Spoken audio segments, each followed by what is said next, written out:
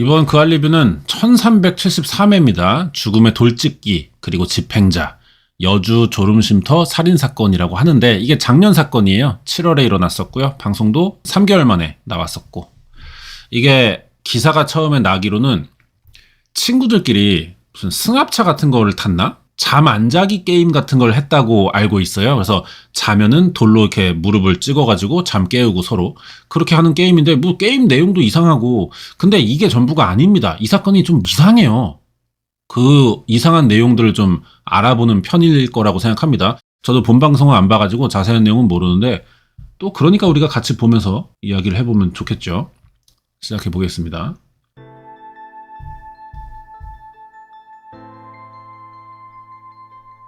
아이고, 불편함과 혐오감을 느낄 수 있는 사진. 저희가 모자이크는 했어요. 다 사진 확인하고 모자이크하고 괜찮은 수위겠다 이 정도면 그렇게 준비했는데, 그래도 이게 이제 시신 사진들이 꽤 나옵니다. 미리 알고 계시면 좋습니다. 지난 7월 29일, 작년이에요. 오전 11시 31분 119로 구조 요청이 들어왔어요. 신고 내용이 차량 동승자의 심정지가 의심된다는 다급한 SOS였습니다. 7분 만에 현장에 도착했어요. 출동 위치가 전남 여수의 자동차 전용 도로인 엑스포대로 옆 졸음쉼터. 생명이 위급하다는 심정지 환자는 그곳에 주차돼 있던 SUV 안에 있었습니다. 자, 구급대원인데요. 그때 차량 운전자분이 신고하신 걸로 돼 있었고요. 사망자 위치는 운전석 옆에 보조석이었고요. 신고자는 운전석 자리에서 가슴 압박을 하고 있는 상태였고요. 심정지 온부는 이미 전신이 다 사후 강직이 온 상태였어요. 이게 이상한 거죠. 그러면은 가슴을 압박한다는 자체가 지금 심폐소생술을 한다는 건데, 사후 강직이 온 뒤에 하고 있는 거야. 이게 지금 같은 차에 타고 있으면서 뭔가 연기를 하는 것 같기도 하고요. 의심이 많이 돼요, 여러모로. 당시 두 남성이 타고 있던 차량 안은 심한 악취로 가득했고, 숨진 남성은 옷에도 오물이 묻어 있었습니다. 신고자분께서는 외관상으로는 크게 어디 불편해 보이거나 그러진 않았어요. 심정지가 왔던 그 환자는 트레이닝복에 약간 오물이 묻은 것처럼 양쪽 허벅지에 상처가 있는 걸 또 확인을 했습니다. 한여름, 졸음쉼터 안에 세워진 차 안에서 발견된 두 남자. 이때까지만 해도 사건은 간혹 발생하는 보통의 변사 사건처럼 보였어요. 수사가 시작되기 전까지는. 자, 이제 수사 관계자입니다. 최종 사인은 폐혈증이 맞아요. 사람 다리가 뼈가 보일 정도로 찍어가지고 우리가 추정하기에 이 사람이 지금 한 달 넘게 그 차량 안에서 감금 상태로 있었거든요.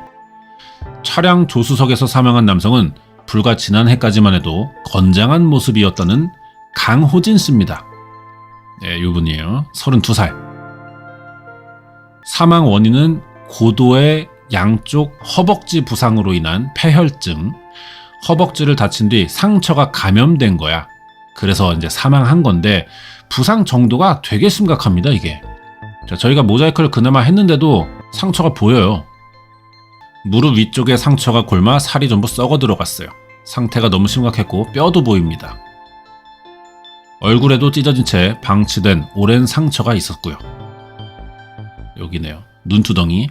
이렇게 상처가 났으면 이건 뭐 흉기로 어떻게 했다는 것 같은데, 상처가 아문 흔적이 전혀 없는 거 보니까 차에 있을 때 다친 부분이 아닌가 싶기도 하죠. 고통이 상당했을 걸로 추정되지만 생전 치료를 받은 흔적은 관찰되지 않았어요. 유력한 용의자는 숨진 강 씨와 같이 있던 신고자가 될 수밖에 없죠. 범인인가 봐. 혐의를 다 인정했어, 이 새끼가. 본인이 그렇게 진술했어요, 처음에. 내가 돌로 찍었고 사망자도 나 찍었다. 그래서 서로 끝장 토론하다가 죽은 거다. 엽기적인 사건입니다. 현실과 게임을 혼동한 미스터리. 목숨을 두고 한 달간 이어졌다는 두 친구의 끝장 토론. 이해하기가 힘든 일이에요. 이른바 여수 허벅지 돌찍기 사망 사건으로 불리는 두 남자의 이야기. 엽기라는 단어로만 표현되는 그 일은 어쩌다가 시작된 걸까? 발단은 게임이었어요. 신고자는 인터넷 게임을 통해 숨진 강 씨와 알고 지내던 사이입니다. 두 사람은 서로 게임 머니와 현금을 빌리고 갚고 막 그랬어요. 그런데 그 정산 결과에 서로 불만이 생겼고, 그 갈등 때문에 끝장 토론을 시작한 거래. 그 과정에서 허벅지 돌직기란 벌칙을 만들어서 서로 잠을 자지 못하게 한 건 결론을 빨리 내기 위해서였다고 합니다. 뭐 돌로 찍으면서 막 밤새 한 거야, 토론을. 그러니까 얘네들 말로면은 좀 피곤해 보이면은 말 없어지고 막 가만히 있고 그러면은 자냐? 돌로 찍고 일어나 계속해.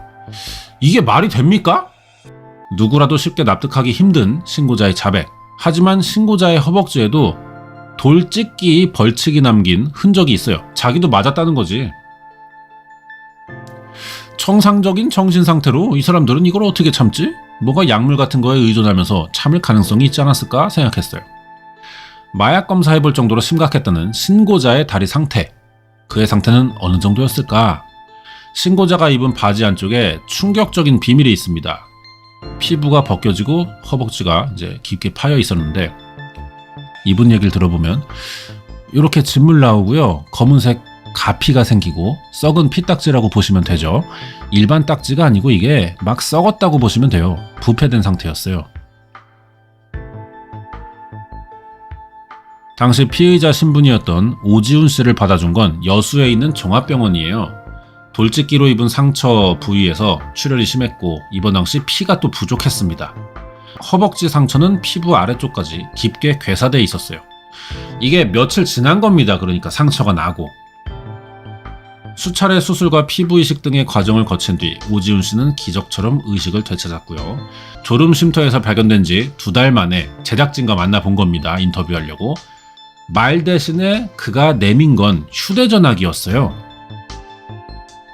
돌직기 벌칙에서 살아남은 오지훈 씨가 제공해준 휴대전화기에는 강호진 씨가 숨지기 이전의 통화 내역, 메시지, 사진 등이 대부분 삭제된 상태였습니다. 지훈 씨의 동의를 받은 뒤 지워진 기록들을 최대한 복구했는데 파일이 한 36,000개가 넘어. 그중 몇 개의 음성 파일이 눈에 띄는데요.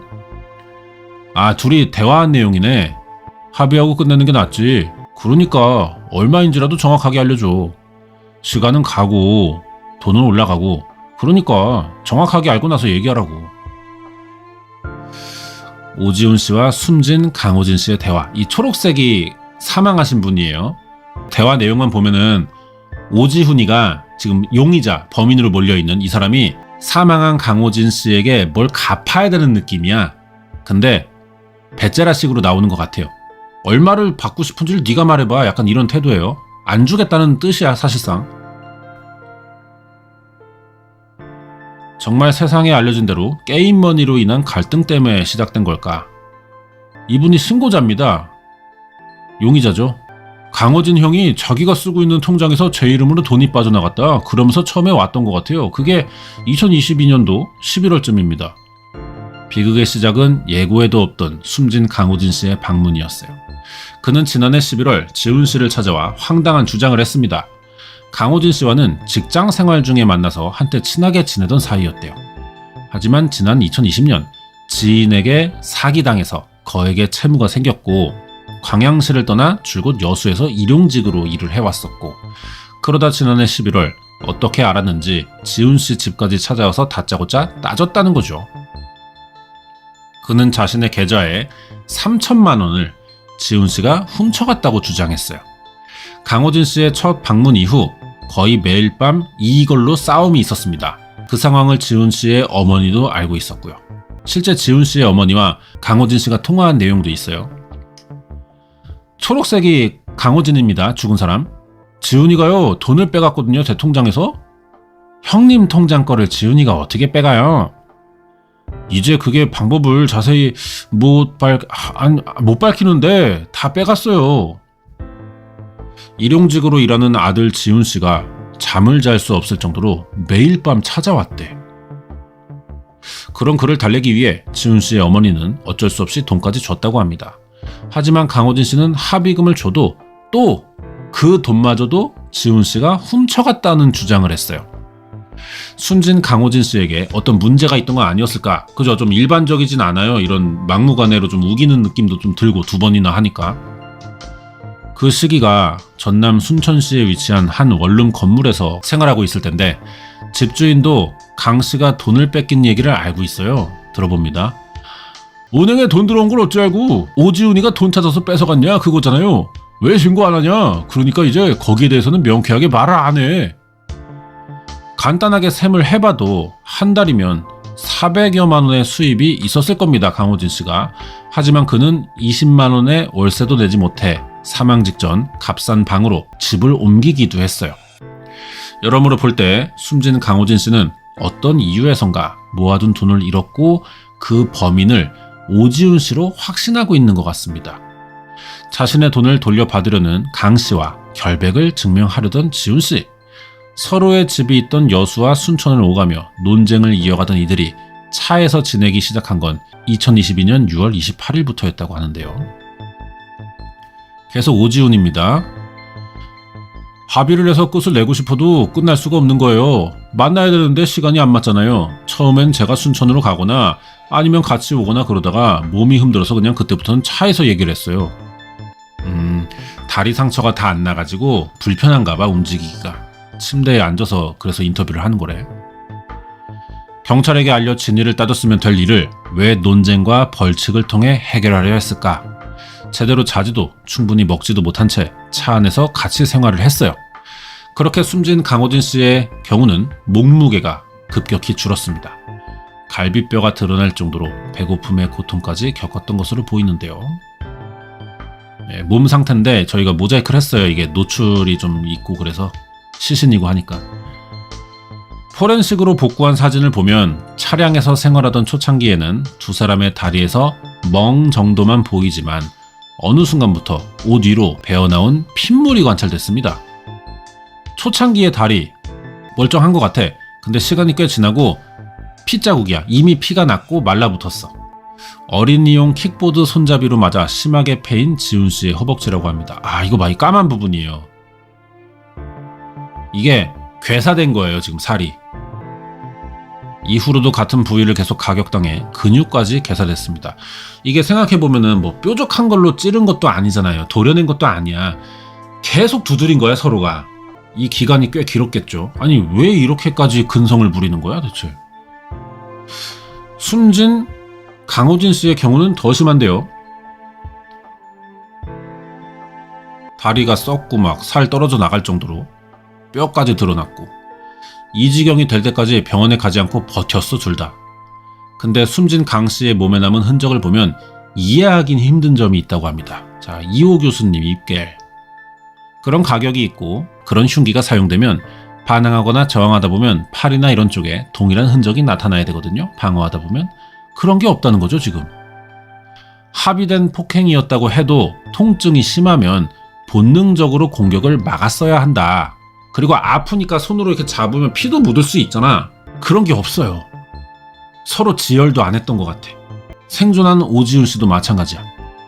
견디기 힘든 고통에 반복적으로 노출됐지만 저항을 안 합니다. 전문가는 그 이유를 조심스럽게 추측해 보는데요. 자, 표창원 유튜버.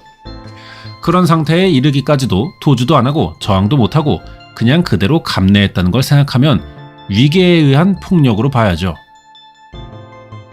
똑같이 벌칙을 주고받는 두 사람 사이에는 상대보다 더 높은 지위, 그러니까 위계에 의한 폭력은 설명되지 않습니다. 자, 그런데 자, 대화가 또 있는데요. 흰색이 오지훈 씨예요. 살아남은 사람. 너 그러면 너하고 얽힌 건 그거로 다 끝내는 거야? 그러자 강호진 씨가 병두 형하고 얘기를 해야겠다고. 세 사람이 나타났어. 병두. 위계에 의한 얘기가 나왔는데 둘이 상처가 비슷하잖아. 이거는 상처의 크기를 떠나서 그냥 강호진이 먼저 죽었을 뿐인 거야. 자, 그럼 둘이서 이 게임을 하면서 계속 고통을 참은 이유는 병두형의 지시가 있던 게 아니냐, 이렇게 생각을 한번 해봐야 될 것 같아요.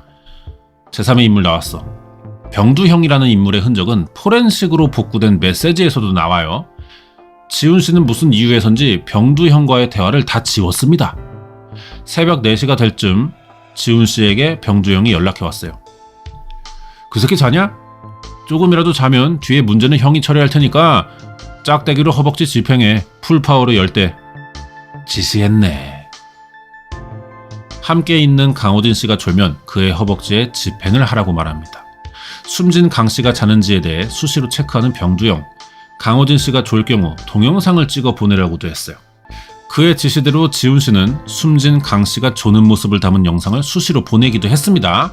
벌칙과 집행, 그 중심에는 병두형이라는 인물이 있던 걸로 보이는데요. 삐쩍 마른 몸과 상처투성이의 얼굴, 얼마나 못 잤던 걸까. 딱 봐도 말랐죠 지금. 모자이크 돼 있지만 조네요. 그리고 극한의 상황이었구나. 이 사람이 이제 사망한 피해자예요. 영상을 찍어서 이렇게 보내는 거구나. 우리 병두한테. 아, 병두형이 전화를 걸어서 깨웠던 거야. 자, 파란색이 김병두고요. 흰색이 오지훈이에요. 자지 말라고. 빨리 가. 호진이 집으로. 대답해야지. 대답. 네. 주변에 뭐 누가 보고 있거나 그런 거 없지? 네. 펜스 뒤쪽으로 차 집어놨어요. 상처 많이 안 좋냐 둘 다? 네. 많이 안 좋아? 호진이 형이 좀 심각해요. 왜? 살점이 다 떨어져 나갔어요. 아 진짜? 일단 알았어. 네. 이게 무슨 상황이냐. 지난해 11월 자신의 통장에서 지훈 씨가 돈을 훔쳐갔다며 강호진 씨가 찾아왔을 때 따라온 사람이 있어. 그게 병두형이야. 김병두 씨 역시 지훈 씨를 의심하고 있었대요. 만나야 될 거 아니야 이 새끼. 근데 안 만나주나? 일단 계속 오지훈 얘기만 들어보네. 병두형도 와서 자기 통장에 돈 빠져나갔다고. 자기는 승인 안 했는데 자기 이름으로 대출이 됐대요. 제가 신용불량자거든요. 그래서 병두형 거 통장하고 체크카드를 그냥 쓴 거예요. 그리고 강호진한테 병두형이 자기 카드 쓰라고 하나 줬던 거 있다고. 범인은 그러니까 너희 둘 중 한 명밖에 없다. 그래서 같이 범인을 찾아보자는 거죠. 아, 진실 게임한 거구나. 그간 자신의 계좌와 카드를 빌려 썼던 두 사람 중 범인이 있다고 생각한 거야, 우리 병두가. 그는 먼저 대화를 통해 범인을 찾고 해결 방법을 모색하자며 끝장 토론을 제안한 겁니다. 그 장소를 집에서 차로 바꾸고 벌칙을 정한 사람도 김병두였고요. 그때 또 뭔가를 하나 써요. 너네 둘이 토론하면 결론 안 나니까 이거 써, 이거 지켜라. 안 지키고 이거 위반하면 그 사람이 지는 거다. 돈 빼가기를 했든 안 했든 인정하고 넘어가야 된다. 그 계약서에 일하러 가는 것 외에 자리 이탈하지 않기, 그런 것도 있었어요. 논쟁 중 졸지 않기, 퇴근 후에 무조건 토론 자리 지키기 등 규칙을 어기면 집행이라는 이름으로 폭력을 가했어요. 초기에는 주로 지훈 씨가 살던 원룸에서 벌칙이 집행됐습니다. 제가 맞기 전에 호진이 형이 먼저 맞아요. 그걸 보면서 1차적으로 공포심이 생겨요. 이미 눈앞에서 사람 맞는 거 본 이상에는 반항하거나 뭐 그럴 게 없어요. 이게 이제 병두한테 맞아가지고 누워있는 강호진 씨예요. 허벅지가 이때부터 안 좋네. 이 병두 새끼가 허벅지를 잡고 때리라고 하나봐. 이미 사건이 꽤 진행되고 나서잖아요. 자신도 금전적 피해를 입었다며 무자비한 벌칙을 가했다는 아는 형. 김병두 씨는 올해 32살로 동갑 아니야? 지역사회에서 꽤 활발히 활동했던 사람이래. 광주에서 한 변호사 사무실 사무장으로 일했었고요. 바쁜 일정 중에도 지인들과 끊임없이 소통하는 외향적인 인물로 보였습니다. 근데 직업이 하나가 아니야 이 새끼. 김병두 지인인데 이 친구가 채권 추심 전문기관에 있었어요. 그 당시에. 저도 이제 그래가지고 사건을 의뢰한 적이 있죠. 그러니까 채권 추심이 그거죠. 남의 빚을 사는 거죠. 권한을. 그래서 대신 받아서 갖는. 일부를 나누는지는 모르겠어. 이런 거 안 해봐가지고. 한마디로 뭐 사채업자일 수도 있고, 근데 이런 게 회사가 전문 있습니다. 채권 추심이.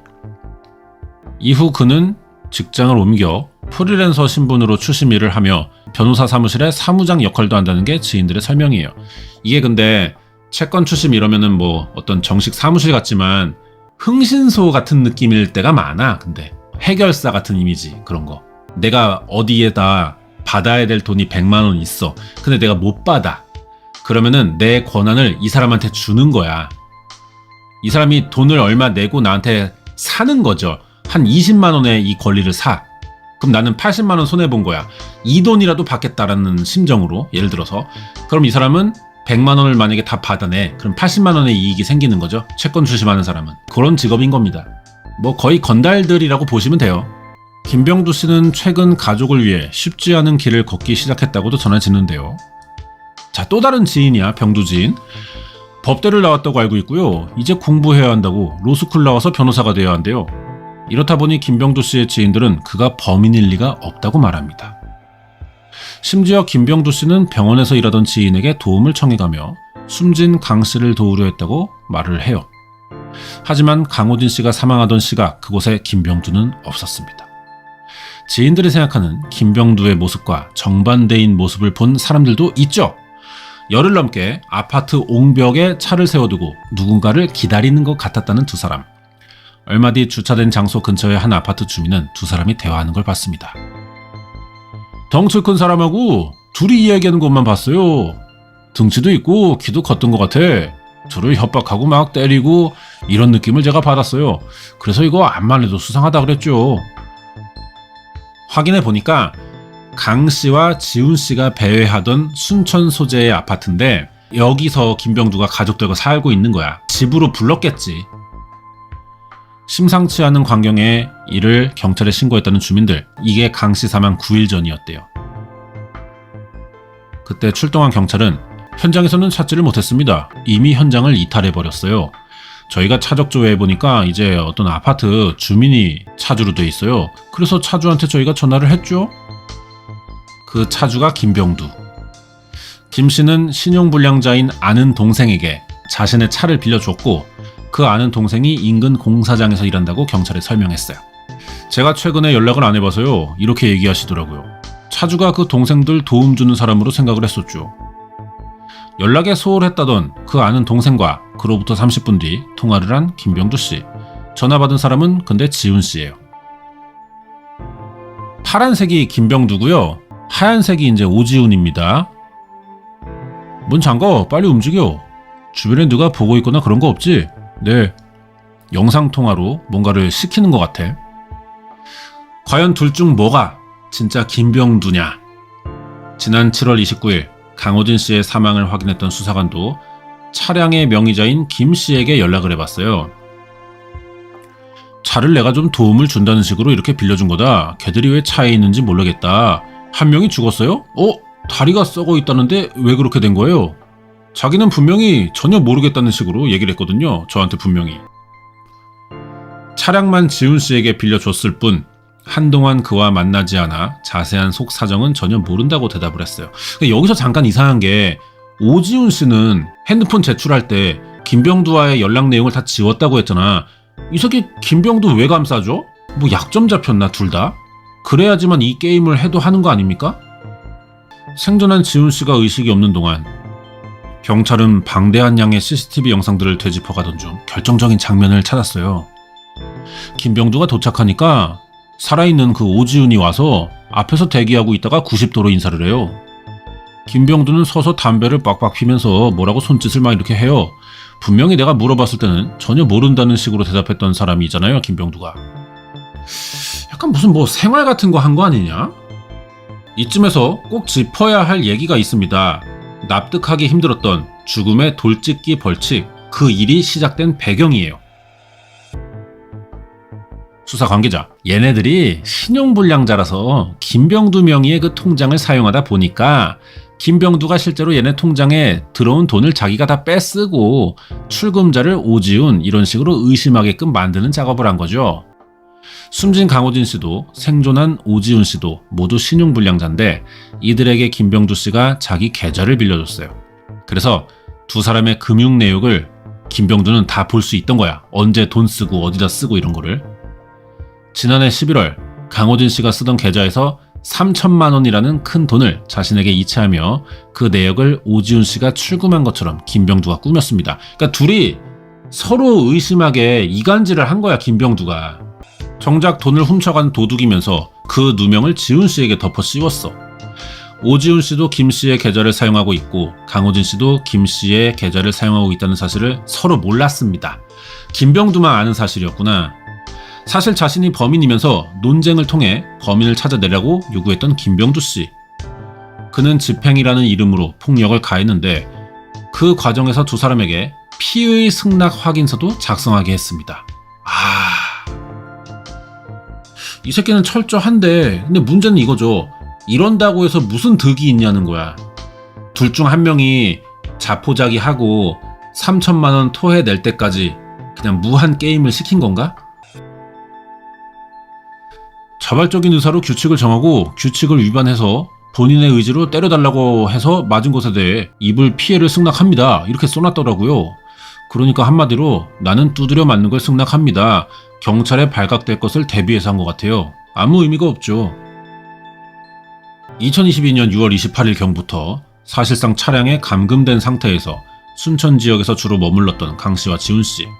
수사기관은 이들 서로가 상대에게 벌칙을 가하기도 했지만 그 역시 모두 김 씨의 지시였다고 보고 있습니다.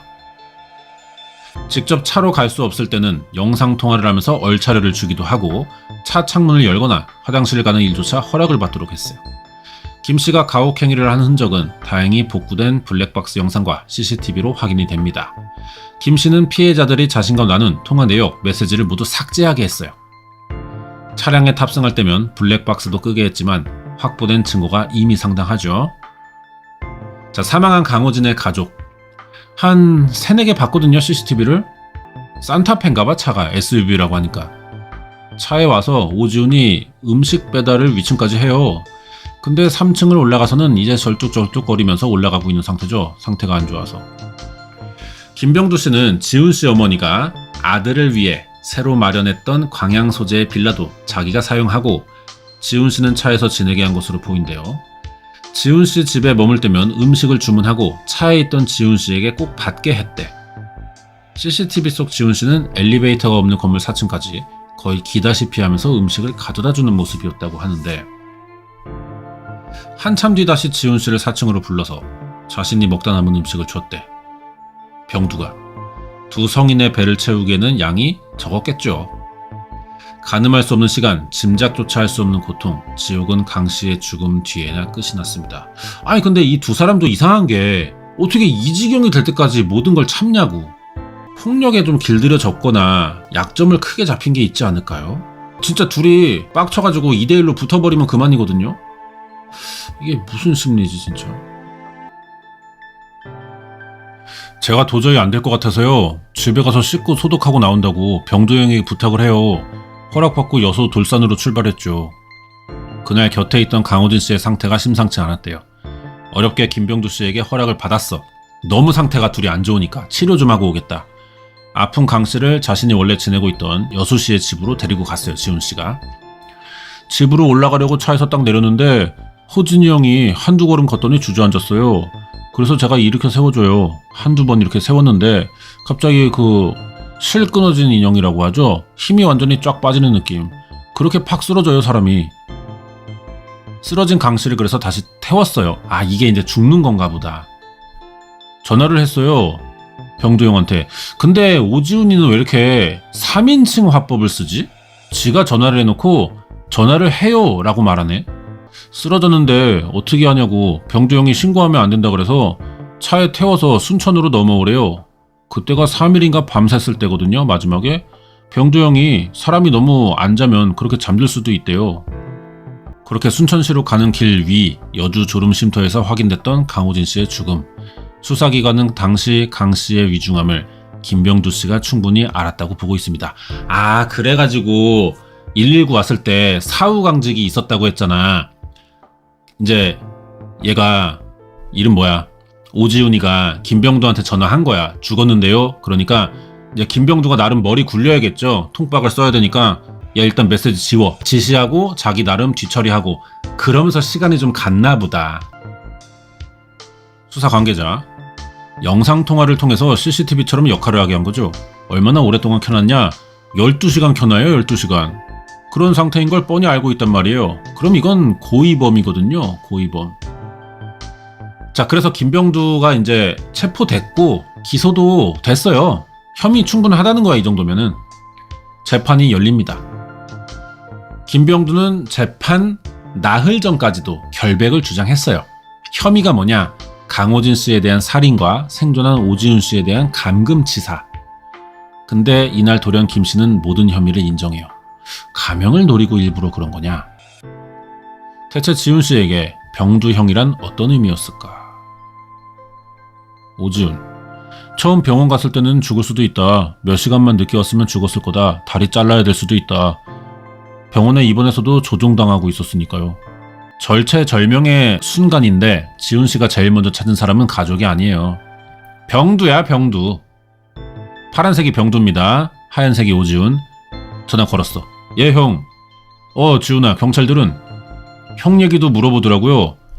형이 말한 것만 꼭 기억을 해줘. 어떻게 말해야 될지도 다 시켰네. 정해놨네.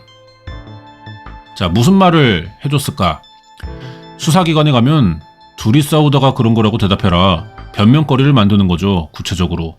따로 경찰서 가거나 그래도 이렇게 해놓으면은 이게 내용이 머릿속에 어느 정도 있잖아요.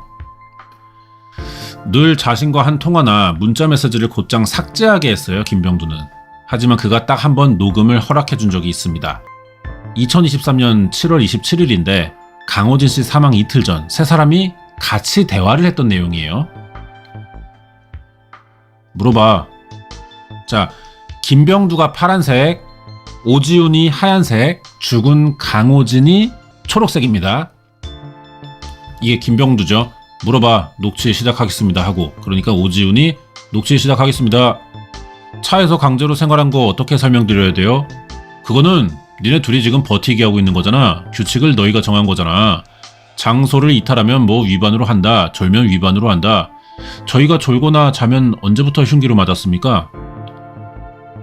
그때 네가 맨 처음에 했던 게 그거잖아. 그 킥보드 운전 때. 그거 가지고 너희 서로 때릴 수 있는 게 허벅지밖에 없잖아. 그 차 안에서. 또 그 새끼 상처 터지고 막 내 말 틀리냐? 맞습니다. 호진아, 내 말 들려? 아니요, 맞습니다. 내가 거짓말하는 게 아니잖아. 그러니까 이 대화를 고의로 남겨가지고 얘들 입에서 김병두는 이 사건과 큰 관련이 없다라는 증거가 나오게 하는 거야. 입맞추기를 한 거죠. 지난 7월 초 킥보드 손잡이로 김 씨에게 폭행을 당했던 두 피해자. 생존한 지훈 씨는 수사기관에서 김 씨가 시키는 대로 진술했습니다. 반면 자신은 단지 끝장 토론의 심판이라고 주장하던 김병두 씨. 그런데 그는 단지 규칙과 벌칙만 정한 게 아니에요. 자기 오면 출장비 달라 뭐 그런 게 있었으니까요. 집에서 나오려면 이유가 있어야 되는데 그런 비용을 달라고 집에 거짓말할 거. 처음에는 10만원 이러다가 중간에 뛰죠. 제일 많이 부르는 게 150만원도 있었고요. 한 번 오는데요? 예, 200만원도 있었어요. 물주였네. 근데 어떻게 이렇게 말을 잘 듣게 구슬려내는 거야, 중요한 건. 직접 찾아오지 않을 때는 통화를 연결해줬어요. 그럴 때도 그 대가로 100만원이 넘는 돈을 요구했는데 김 씨는 이거를 공탁이라고 부릅니다. 이 새끼 변호사 사무실에서 일했으니까. 돌려준다고도 했나봐. 병두는 이거 공탁금이야. 이 일이 끝나면 돌려주는 거야. 이거는 이제 믿음값이야. 이런 식으로 입금을 계속 시키고 이제 이 피해자 2명은 돌려받을 테니까 하는 마음에 입금하고 있던 거죠. 근데 김병두는 이걸 돌려주기 싫으니까 결국 죽일 생각이었던 거지. 그래서 이 게임을 시켰나? 그러면은 김병두는 결국은 둘 다 죽일 생각을 하고 있었다라고 봐야 될까요? 열심히 구해봤는데 돈이 안 나와요. 그거 어차피 나 주려고 한 게 아니라 공탁하려고 한 거잖아요. 공탁도 같이 하려고.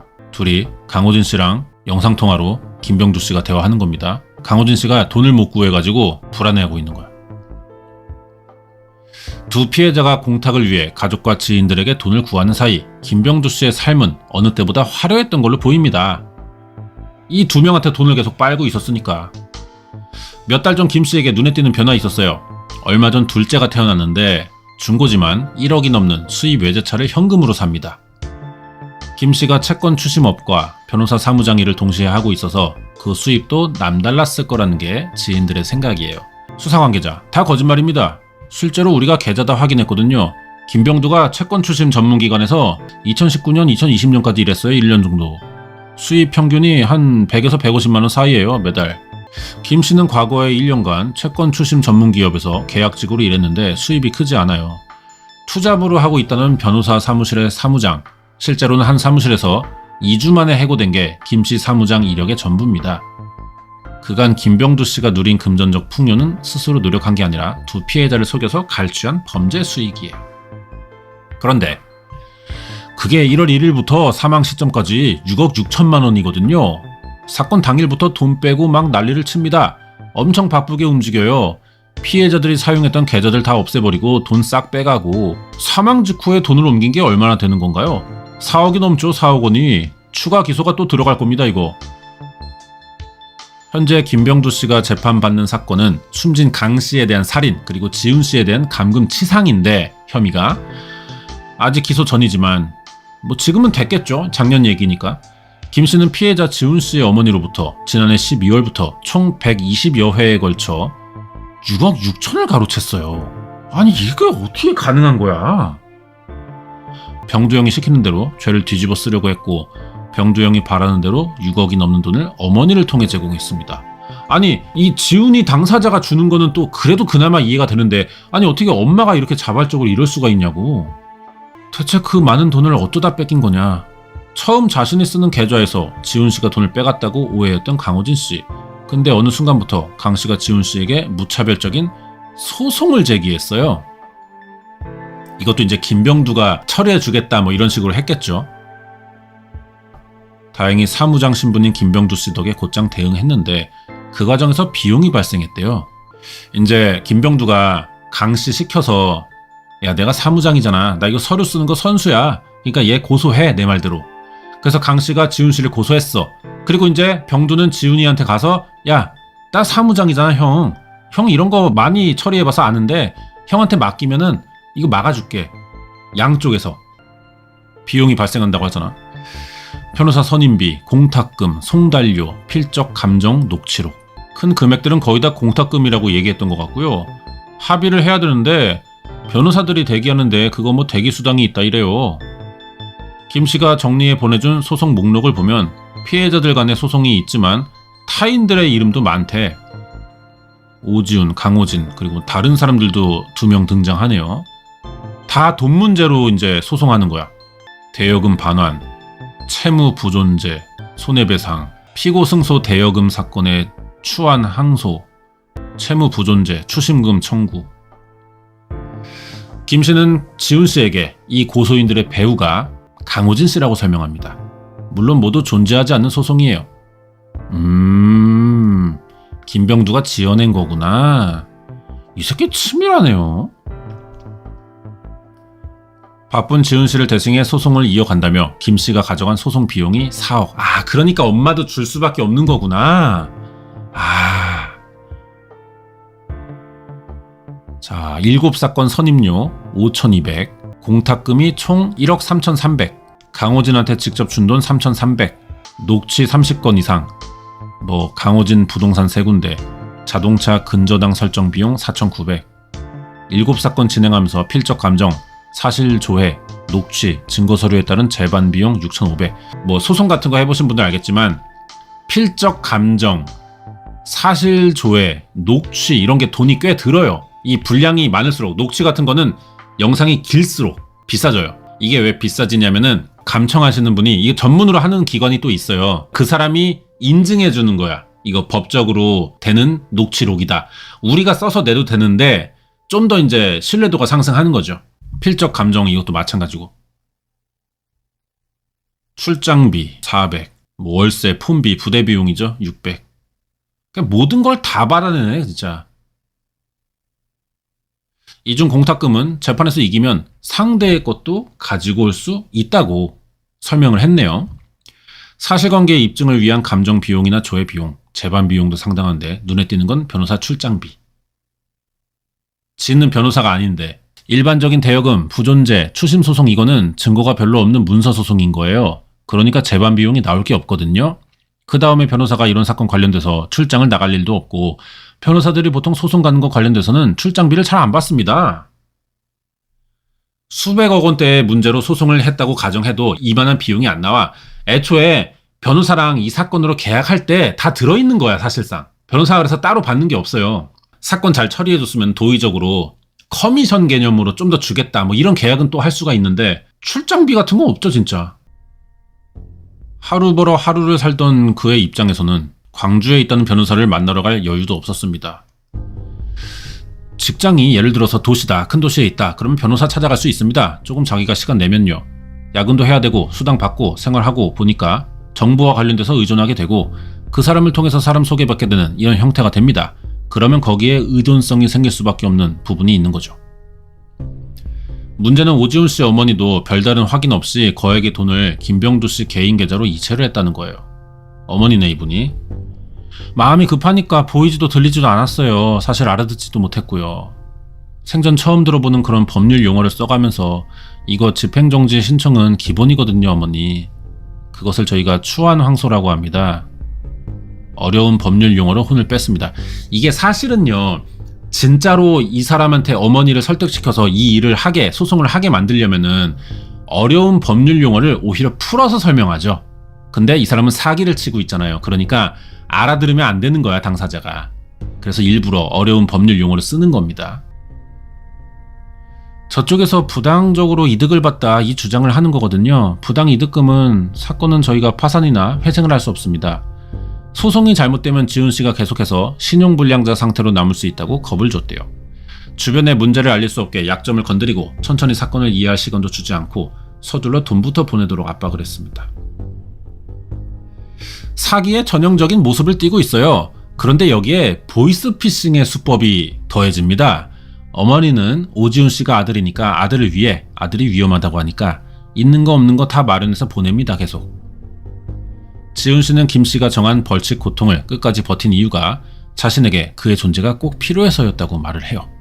재판에서 이겨야지만 그간 어머니가 보내온 돈을 돌려받을 수 있는데 강 씨와의 복잡한 소송을 김병두 씨만이 소화할 수 있다고 믿었어. 아니 좀 모자른가? 왜 이걸 이렇게까지... 참 모르겠네요 진짜. 오지훈인데 이 사람이 공탁금을 소송에서 이긴 사람이 다 가져온다고 이렇게 설명해줬어요. 도와주고 믿을 수 있는 사람이 그 사람밖에 없는 거죠. 다 알고 해주는 사람. 소송 파산, 회생 그리고 생활 도와주고 없으면 안 될 사람. 차도 좀 쓰게 했고 자기 통장도 이렇게 막 빌려주고 했으니까 좀 그런 면 때문에 설마 하면서 좀 믿었던 건가? 지훈 씨는 직장 생활을 시작하고 얼마 안 돼서 교제하던 여자친구의 지인에게 자신의 명의의 신용카드를 빌려주고 매달 이자처럼 용돈을 받은 적이 있습니다. 하지만 그 지인의 연체로 지난 2019년 1억 2천여만 원의 빚을 지게 됐대요. 지훈 씨가. 하필 그해 지훈 씨의 아버지가 지병으로 사망했고 그 고민을 참아 가족들과 나눌 수가 없던 겁니다. 어떻게 하지가 제일 고민이 됐죠. 카드값 밀리고 할 때 병두 형이 채권 출신 전문기관에 다녔어요. 그러니까 이제 전화를 제가 한 거죠. 자문해주고 변호사 찾는 게 이런 거 도와주고. 그때 일을 하다 보니까 따로 제가 시간 내서 가거나 뭐 하지 못하잖아요. 아, 이래서 역겹구나. 실제 김 씨가 소개해준 변호사는 지인에 대한 대여금 반환 소송에서 승소를 이뤄내기도 했습니다.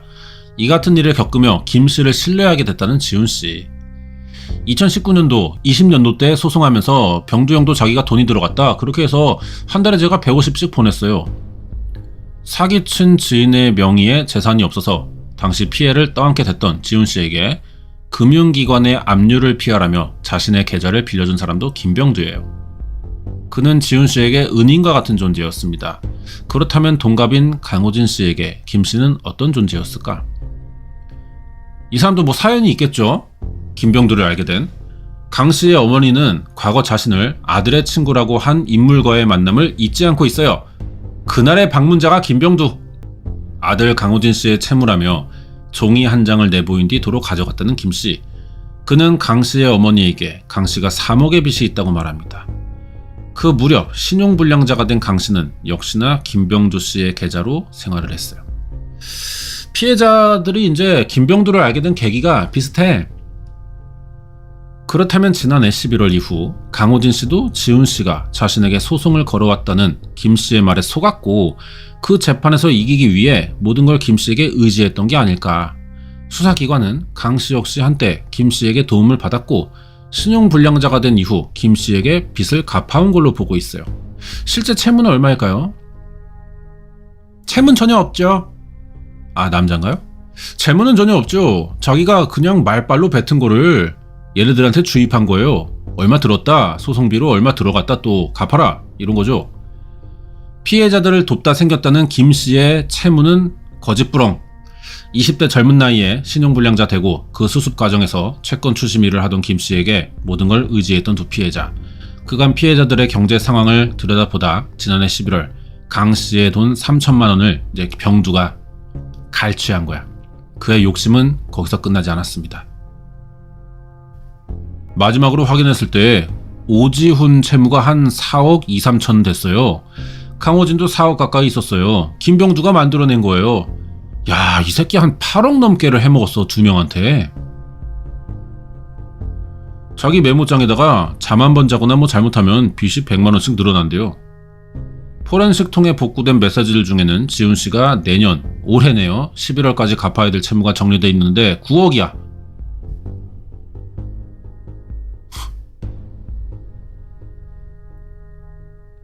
졸았을 때 가해지는 벌금과 벌칙들. 김 씨에게 돈을 가져온 사람에게만 맞지 않고 잠시 먹고 또 잘 수 있는 기회가 상으로 주어집니다. 폭행으로 무력해진 피해자들에게 공탁이란 이름으로 하루 30씩 돈을 갈취했어요. 다리를 다쳐서 더 일을 할 수 없던 피해자들이 폭행을 면제받을 방법은 서로가 서로를 감시하고 벌을 주는 겁니다. 감시 안 하고 있는 상황이면 또 서로는 잘 지내요. 오지훈이 또 어떻게 해서 돈을 30만 원을 김병두한테 보내면 문자로 형님 뭐 물 한 잔 먹어도 되겠습니까? 그러면은 김병두가 화장실 갔다 와, 물 한 잔 먹고 와.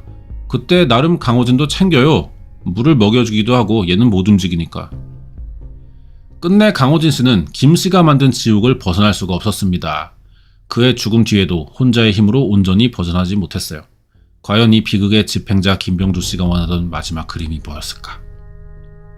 또 심리적인 문제는 이분이 전문가죠. 김태경 교수님. 김병두의 입장에서는 둘 다 죽어야 유리하죠. 다른 타겟을 얼마든지 찾을 수 있다면 이 둘이 그냥 같이 몰락하는 게 유리하잖아요. 그러면 둘이 같이 사망하면 가장 쉬운 방법으로 해결할 수 있거든요. 둘이 그랬다 하면 끝이니까요. 와, 그러면은 이 오씨, 이 사람 오지훈 씨, 이 양반이 신고를 한 게 천만다행이네요. 그죠? 이 신고도 김병두의 지시를 어긴 거라는 생각이 들거든요. 그러면 김병두는 둘 다 이래가지고 죽길 바랬을 거란 말이야. 강호진 씨의 죽음이 임박했음을 결코 몰랐을 리 없는 김병두 씨. 조급한 마음에서였을까? 김 씨는 스스로 증거를 남깁니다. 네가 나한테 좀 때려줘 라는 식으로 한 거고 그거를 우리가 집행이라고 하잖아.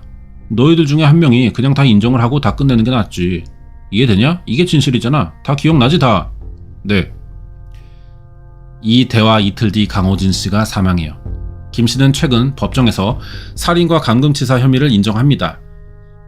여기에 대해 전문가들은 그가 곧 기소될 사기 혐의는 부인할 것으로 내다보고 있어요. 그의 범행을 분석해볼 때 돈만큼 귀한 가치는 없으니까. 돈미세 새끼가 저지른 거네 그냥. 한마디로. 자, 뒷얘기인데 올해 1월이었습니다. 김병두에게 7건의 혐의를 적용해 추가 기소했고요. 이제 기소 내용을 살인을 강도살인으로 변경했고 공갈에 사기 혐의를 추가하는 7건 추가 기소했습니다. 아직 사건 안 끝났어요. 그러니까 재판이 이제 계속 이어져야 되는 겁니다. 그런 사건이었네요. 와, 진짜 이상한 사건이었다. 이게 방송을 안 봐서 몰랐는데 처음에는 좀 이해는 안 됐는데 둘이 그냥 뭐 말싸움 하다가 극한의 근성게임 뭐 이 정도로만 생각을 했었거든요. 근데 그게 아니네. 내막이 더 있네. 한 명이 더 추가가 돼 있어야 됐네. 제3자가. 이 김병두 이 새끼가 다 꾸민 겁니다. 둘 쪽을 양쪽 왔다 갔다 하면서 서로 이간질하듯이 속여가지고 서로 못 믿게 만들고 그리고 둘 다 불러서는 나는 니네들이 어떻게 이걸 해결해야 될지 방법을 가르쳐 줄게 이러면서 결국에는 둘 다 죽기를 만드는 그런 방법이었네. 그 과정에서 이제 돈을 좀 많이 받아 챙겼고 그런 사건이었습니다. 진짜 웃긴 새끼네요. 병두 이 새끼. 이 참 묘한 사건이네. 진짜 특이하다 사건이. 그죠? 그런 사건이었습니다. 네, 오늘은 1373회 죽음의 돌찍기 그리고 집행자, 이게 이제 병두였던 거야. 집행자가. 여수 졸음쉼터 살인사건 봤고요. 다음 주에 또 새로운 사건 준비해서 리뷰해보도록 하겠습니다.